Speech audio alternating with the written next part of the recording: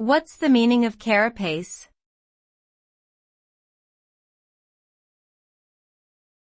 Carapace.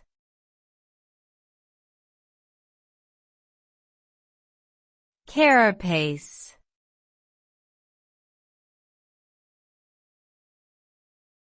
Carapace.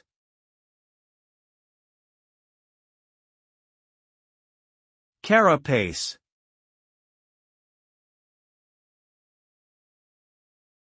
Carapace refers to the hard, protective shell or covering that encases and supports the body of certain animals, such as crustaceans, turtles, and some insects.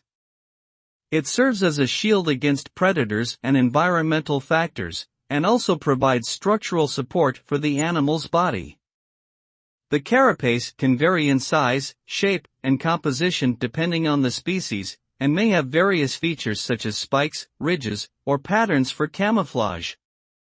In summary, carapace is a crucial anatomical structure that helps these animals survive in their respective environments.